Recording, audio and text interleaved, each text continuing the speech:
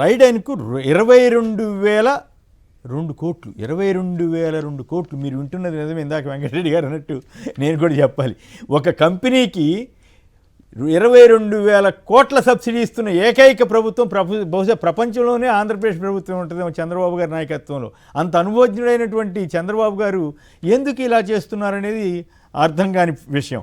విశాఖలో 3 చోట్ల 25% అంట. 20% తక్కువ ధరకు 495 ఎకరాలు. పోనీ తక్కువ ధరకు ఇచ్చారంటే అర్థం చేసుకోవచ్చు. ఇక రకరకాలు ఈనాడులోనే వచ్చింది చెప్తా.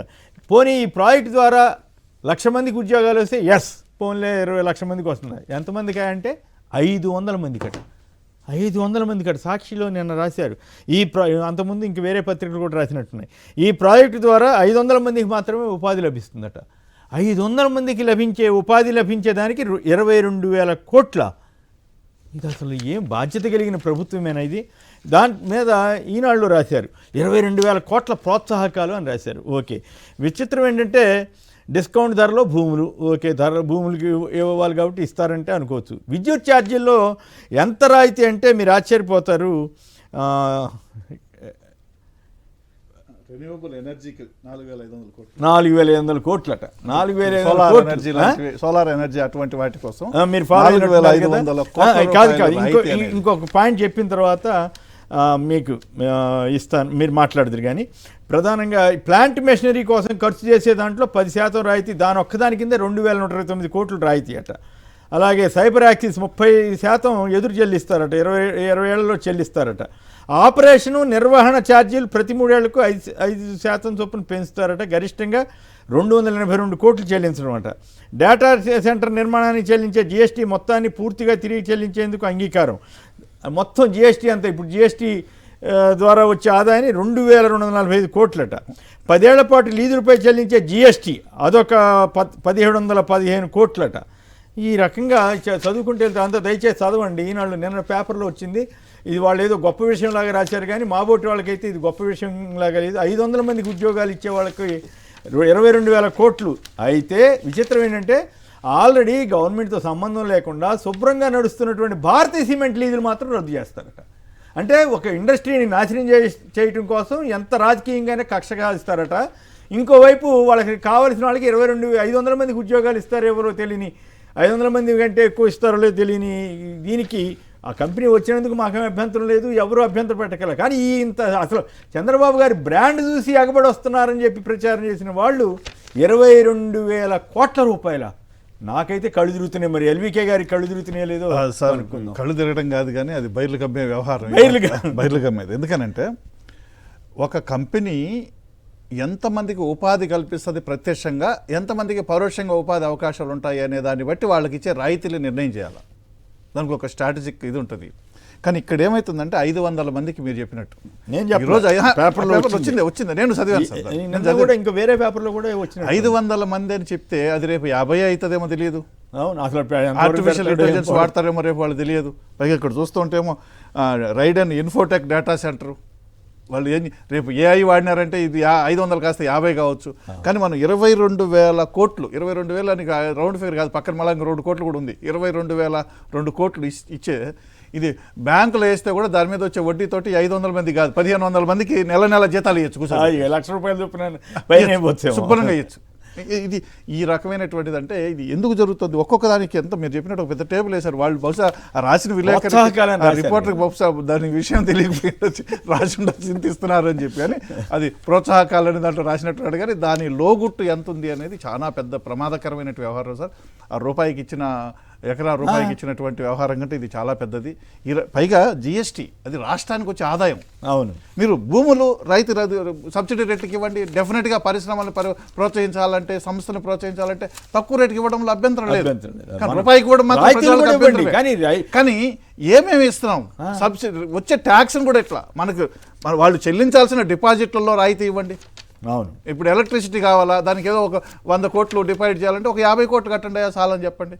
కానీ జిఎస్టీ వచ్చేదాన్ని మళ్ళీ రిటర్న్ చేయటము అనేది ఈ రకంగా వేల కోట్లు లెక్క 2001, 4,001, ఇంకో 4,000, ఇంకో 4,500 కోట్లు ఒక్కొక్క దానికి అట్లా లెక్కలు వేసుకుంటా పోతే 22,002 కోట్లు రాయితీలు ఇస్తుంటే ఆ కంపెనీ ఆ సెంటర్లో 500 మంది కంటే రేపు 50 అవుతాయా 5 అవుతాయా తెలియనటువంటి పరిస్థితుల్లో ఇంత రాష్ట్ర మరోవైపు ఏమో భారతీయ లీజులు రద్దు చేస్తారట. అదొక రాజకీయం అనుకుంటే కుట్ర కోణం, దాన్ని మనం ఏమో ఎట్లా మాట్లాడుతున్నాం. ఏమంటే ఒక కంపెనీ బాగా నడుస్తున్న కంపెనీని దాన్ని చేయడం అనేది ఏదో రకంగా చెడగొట్టాలని తాపత్రయం. ఇక్కడేమో రానిది మీడియా సాక్షి మీడియా మీద దాడులు చేయటం ఏంది, ఇది అరాచకంగా అవుతాయి. గవర్నమెంట్ వేల మంది బతుకుతున్న సాక్షిని ఎట్లయినా సరే దెబ్బ కొట్టాలని కుట్ర అవుతుంది ఏంటి. మరి ఈనాడు ఆంధ్రప్రదేశ్ వాళ్ళు అసలు అబద్ధాలే రాశారు కదా, సాక్షి వాళ్ళు పలానా అబద్ధం రాశారని చెప్పమనండి. అంతెందుకు, ఇప్పుడు జర్నలిజం పైన దాడులని ఇంతకుముందు ఇదే పత్రికల్లో రాసి బయటికి తీసుకొచ్చారు. ఇప్పుడు దాని గురించి మాట్లాడటంలా, అర్ధరాత్రి అపరాత్రి పోయి నోటీసులు ఇచ్చినా కూడా. అవును, రైట్. అవుత్ శ్రీధర్ గారు వైసీపీ అధికార ప్రతినిధి. శ్రీధర్ గారు నమస్కారం, మాట్లాడండి సంక్షిప్తంగా. కొమ్మినేని గారు నమస్కారం అండి, అక్కడ ఉన్న పెద్దవాళ్ళకి ప్రేక్షకులకు నమస్కారం అండి. కొమ్మినేని గారి డేటా సెంటర్ అంటే మనం టెక్నికల్ గా లేకపోతే మనం రెగ్యులర్ గా చూసే భాషలో మాట్లాడుకోవాలంటే మా పవర్ సబ్ స్టేషన్ లాంటిదండి. ఏమంటారు? పవర్ సబ్ స్టేషన్ ఉంటుంది కదా, పవర్ సబ్ స్టేషన్ లాంటిదా? ఓకే. సో అక్కడ ఏంటంటే తక్కువ మంది ఎంప్లాయీస్ ఉంటారు, ఎక్కువ ల్యాండ్ ఎక్కువ ఇన్వెస్ట్మెంట్ కావాల్సి వస్తుంది. ఓకే అండి. అయితే ఇక్కడ మనం ఇచ్చే పవర్ ఏదైతే ఉందో 1 గిగావాట్ వరకు కావాల్సి వస్తుంది ఆ రైడన్ కంపెనీకి. 1 గిగావాట్ మీద మనం పవర్ వాళ్ళకి సబ్సిడీ ఇచ్చే దాని మీద మనం చేస్తే ఆ భారం ఇప్పుడు 6.5 రూపాయలు 6.40 వరకు మనం కరెంటు కొంటున్నాం. ఆ 6.40 వీళ్ళకి 5 రూపాయలు ఇచ్చామంటే ఆ ₹1.40 భారం మిగిలిన ప్రజల మీద పడుతుంది. సో ఆ ₹1.40 భారం ప్రజల మీద పడితే ఈ గిగావాట్ రావటం వలన దాదాపు మనకి ఒక 30 నుంచి 40 పైసలు యూనిట్ కి కరెంట్ రేట్ పెరగబోతుందండి. ఆల్రెడీ మనకి కరెంట్ ఛార్జీలు పెరిగాయి. లైవ్ ఎగ్జాంపుల్ ఏంటంటే అండి, యుఎస్ లో వెరిజోనా అనే స్టేట్ లో ఇలాగే డేటా సెంటర్లు ఎక్కువ ఉంటే వాళ్ళ పవర్ రేట్లు పెరిగిపోవటం వల్ల అక్కడ ప్రజలు తిరుగుబాటు చేసే స్థాయికి వెళ్ళారు. Okay. So this is number 1. Number 2, 22,000 కోట్లు పెట్టి మనం 500 ఉద్యోగాలు అంటున్నారండి. యాక్చువల్ గా డైరెక్ట్ ఎంప్లాయ్మెంట్ 200 అని చెప్తున్నారు. నిజమా? కరెక్ట్ చెప్పండి. నేనైతే పేపర్లో చూసిందాన్ని. కానీ మనం 500 ఉద్యోగాలు వేసుకున్నా కానీ ఒక్కొక్క ఉద్యోగానికి దాదాపు 40 కోట్ల రూపాయలు పడుతుందండి. అబ్బా. ఒక్కొక్క ఉద్యోగానికి 40 కోట్ల రూపాయలు పెట్టి తీసుకురావాల్సిన అవసరం ఉందా? అవును. ఇది ఏది మనం ఇస్తున్న సబ్సిడీలు కాకుండా ఏది భారం, కరెంటు లాంటి భారము ఇవన్నీ లెక్కేసుకునేది కాకుండా ఇంత చేయాల్సిన అవసరం ఉందా? అదానీ డేటా సెంటర్ కి 150 ఎకరాలు ఇస్తేనే అమ్మో ఇంకేముంది అదానికి రాసిచ్చేస్తున్నారు, గ్రీన్ ఎనర్జీకి ఇచ్చేసారు, దానికి ఇచ్చేసారని రాశారు. మరి ఇప్పుడు చూస్తే ఎన్ని కంపెనీలకు ఇష్టారాజ్యంగా భూములు ఇస్తున్నారు అనేది అర్థం కాదు. వీటి గురించి ప్రజల్లో చర్చ జరగాలి, వాస్తవాలు బయటకు రావాలి. అప్పుడే మనము చెప్పిన వాదన నిజమా కాదా అని చెప్పి, ఇప్పుడు భారతదేశంలో అనేక సంపన్న రాష్ట్రాలు కాదని చెప్పి మన దగ్గరకు వచ్చారంటే మన దగ్గర ఇన్ఫ్రాస్ట్రక్చర్ కోసమా, లేకపోతే ఇప్పుడు సింగపూర్ నుంచి కేబుల్ వస్తుంది అంటున్నారు. సింగపూర్ నుంచి కేబుల్ వస్తే చెన్నై దగ్గర అవుతుంది కానీ మన ఊరి దగ్గర కాదు కదా. సో ఇలాంటివన్నీ కూడా మనం లెక్కేసుకోవాల్సిన అవసరం ఉందండి. కరెక్ట్. అయితే ఓవరాల్గా చూస్తే ఏంటంటే 22,000 కోట్ల రాయితీలు ఇచ్చి మేము 500 మందికి ఉద్యోగాలు ఇస్తున్నామంటే ఇక తెలివైన ప్రభుత్వమా, తెలివి తక్కువ ప్రభుత్వం అనాలా, లేదు మా ఇష్టారాజ్యంగా చేస్తామని చెప్పే ప్రభుత్వం అనాలా? మరి ఎట్లాగో ప్రెసిడెంట్ పవన్ కళ్యాణ్ గారు అట్లాగే ఉంటాడు కాబట్టి ఇబ్బంది లేదనుకోవాలా? 15,000 రూపాయలు 20,000 రూపాయలు వచ్చే ఉద్యోగాని కోసం 1,000 కోట్ల రూపాయలు ఆస్తులు ఇల్లు కప్పు చెప్తే మనం ఏం మాట్లాడలేదండి. అంతే, పరిస్థితి అట్లా ఉంది. రైట్. శేఖర్ గారు, థ్యాంక్ యూ. అవుతుంది శ్రీధర్ గారు. శేఖర్ గారు మీరేమంటారు? ఒక పక్క భారతీయ సిమెంట్ వాళ్ళ లీజులు రద్దు చేస్తారట, శుభ్రంగా నడిచే కంపెనీని ఎట్లా దెబ్బతీయాలనే ప్రయత్నం. ఇంకో పక్క 22,000 కోట్లు ఇచ్చి కొత్త కంపెనీని ఎక్కడి నుంచో పట్టుకొచ్చి 500 మందికి ఉద్యోగాలు ఇస్తారట. ఇది ధర్మమేనా ఇది? సార్, ఏ రాష్ట్రమైనా సరే పరిశ్రమలు రావాలి అని ప్రజలందరూ కోరుకుంటారు, ప్రభుత్వం కూడా కోరుకుంటుంది సార్. కానీ పరిశ్రమ రావడం వల్ల రాష్ట్రానికి 2 లాభాలు జరగాలి సార్. ఒకటి, స్థానిక యువతకి ఉపాధి లభించాలి సార్. రెండోది వచ్చేసి రాష్ట్రానికి రెవెన్యూ రావాలి సార్. అది జిఎస్టీ రూపేనా కానీ, లేకపోతే ఆ లోకల్ గా పెరిగినటువంటి వ్యాపార రీతైనా కానీ అక్కడ ప్రభుత్వానికి కూడా ఆదాయం రావాలి సార్. ఇలాంటి పరిస్థితుల్లో మాత్రమే ప్రభుత్వాలు ప్రోత్సాహకాలు ఇస్తాయి. కానీ ఇక్కడ రాష్ట్రానికి ఆదాయం రాకపోగా జిఎస్టీ లేదండి సార్. రాష్ట్రానికి ఆదాయమే పరిశ్రమలు రావటం వల్ల రాష్ట్రానికి ఆదాయం దేని ద్వారా వస్తుంది? జిఎస్టీ ద్వారా వస్తుంది. ఆ జిఎస్టీ వేవర్ చేస్తే మరి వాళ్ళు 80,000 కోట్లు పెట్టని, 50,000 కోట్లు పెట్టని, 1,50,000 కోట్లు కూడా పెట్టను సార్. రాష్ట్రానికి ఏంటి ఉపయోగం? 500 మంది యువత అంట సార్. 500 మందిలో దాదాపుగా 300 నుంచి 200 మంది బయట నుంచి వచ్చిన వాళ్ళే ఉంటారు సార్. స్థానిక యువతకి మహా అంటే 100 మందికి ఏదైతే ఉపాధి లభిస్తుందేమో సార్. మరి ఇలాంటి కంపెనీకి 22,000 కోట్ల రూపాయల రాయితీ ఇస్తున్నారంటే ఇందులో చంద్రబాబు నాయుడు గారు వాటా ఎంత, చిన్నబాబు గారు వాటా ఎంత? సరే, మీరు ఆ కోణంలోకి వెళ్తున్నారు కానీ ఇప్పుడు అది అవసరం లేదు. ఇంకా భవిష్యత్తులో మీరు ప్రెస్ కాన్ఫరెన్స్ పెట్టి చెప్పండి, లేదా ఆధారాలు చూపించండి, అవన్నీ తర్వాత మాట్లాడుకోవచ్చు. ఇప్పుడు ప్రధాన అంశం ఏంటంటే దాని ఇష్యూని పాలసీ కరెక్టా కాదా అన్న దానికే పరిమితం అవ్వాలనేది నా ఉద్దేశం. ఎందుకంటే చంద్రబాబు గారి మీదో లోకేష్ గారి మీదో వ్యక్తిగతంగా మనకి ద్వేషం ఉండాల్సిన అవసరం లేదు. కానీ వాళ్ళు ఆంధ్రప్రదేశ్కి చేస్తున్న నష్టాన్ని ప్రజలకు చెప్పాల్సిన బాధ్యత మన మీద ఉంది. వాళ్ళు ఏమన్నా చేయని, వాళ్ళు మూర్ఖంగా పోని, లేదా మా ఇష్టం మేము ఏమన్నా చేసుకుంటామని చెప్పని, కానీ దాన్ని ప్రజలకు తెలియజెప్పాల్సిన నైతిక బాధ్యత మనకు ఉంది కాబట్టి మాట్లాడుతున్నాం తప్ప ఇప్పుడు ఎందుకు ఇప్పుడు ఈనాడు వాళ్ళు రాశారు మొన్నటిదాకా 15,000 రూపాయలు జిఎస్టీ ద్వారా ప్రజలందరికీ మిగిలిపోతుంది, ప్రతి కుటుంబానికి మిగిలిపోతుంది అన్నారు. నిన్న ఏం రాశారు తెలుసా? ఏకంగా 25,000 నుంచి 40,000 రూపాయలు మిగులుద్దట ప్రతి కుటుంబానికి కూడా సంవత్సరానికి. అంటే ఏడాదికి నెలకి 4,000 రూపాయలు రాయితీ ఇచ్చేశారంట. అసలు ఏంది ఈ రాత్రి ఏంది?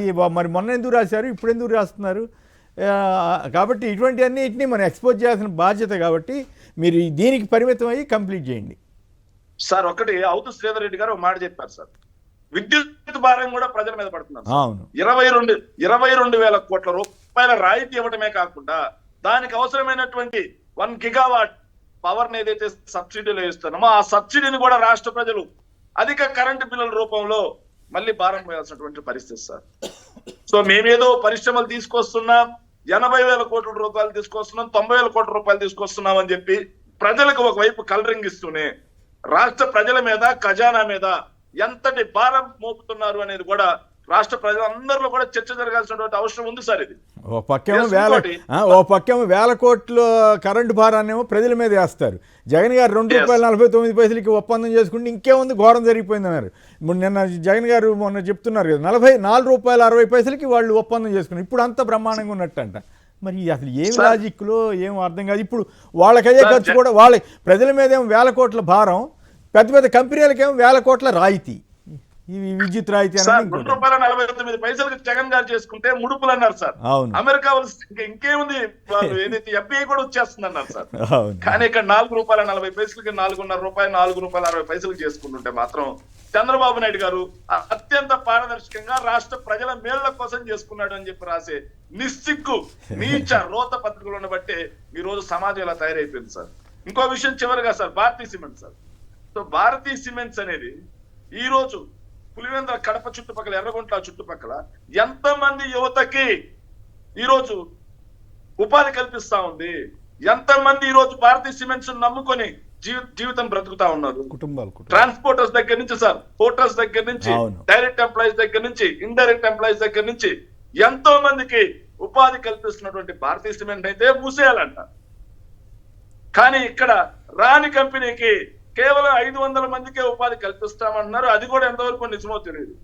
అలాంటి కంపెనీకి మాత్రం 22,000 కోట్ల రూపాయల రాయితీ కల్పిస్తే ఆహో బాబు ఓహో బాబు అని పాకాలు ఇదే ఈ ఈనాడు, ఆంధ్రజ్యోతి పత్రికల్ని వాటిని పత్రికలు అనాలా లేకపోతే టిష్యూ పేపర్లు అనాలా అనేది రాష్ట్ర ప్రజలందరూ కూడా చర్చించుకోవాల్సినటువంటి అవసరం ఉంది సార్. అలాగా ఆంధ్రప్రదేశ్ సమాజానికి వాళ్ళు చాలా తీవ్రంగా ద్రోహం చేస్తున్నారు, వాళ్ళకి అర్థం కావట్లేదు వాస్తవాలు. చంద్రబాబు గారు ఏదైనా మంచి పని చేస్తే ఇది మంచి పని అని రాయండి. అసలు ఆయన ఏం చేసినా మంచి అన్నట్టుగా రాస్తే అట్లా. ఇప్పుడు చంద్రబాబు గారు కూడా అవును నేనేం చేసినా రైటే కదా, నేను గొప్పవాడిని కదా అనుకుంటున్నాడు ఆయన. ఓకే, గొప్పతనం ఉండొచ్చు.